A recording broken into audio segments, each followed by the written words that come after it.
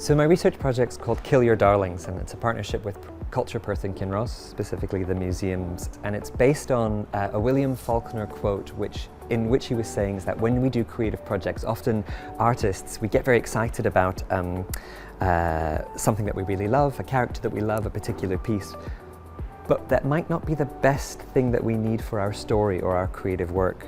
And so when he writes, he suggests to kill your darlings. And what he means by that is to explore the things that we hold on to that might not be useful for the stories that we want to tell.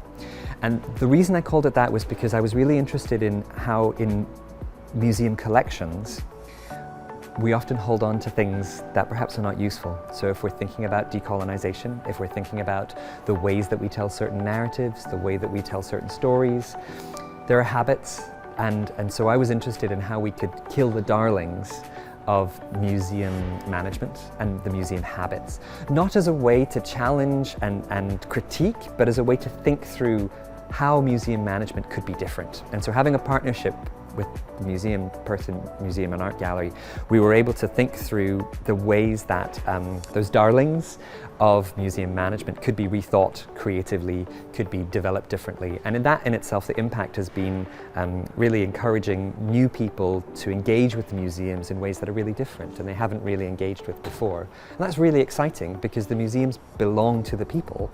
And so finding new ways for people to engage with them is a really, really interesting way to go.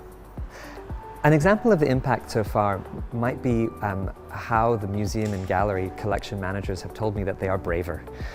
The project was intentionally provocative in the sense that I was asking or challenging the museum to think through a single item that they might destroy, knowing that we would never destroy that item, but using the creative practice to find out ways that we could expand the discussion and the debate.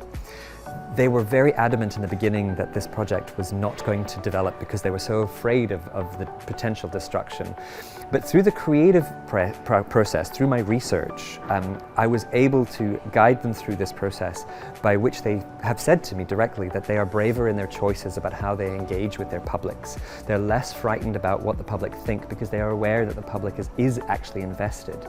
So the research project caused a shift in their approach to their public.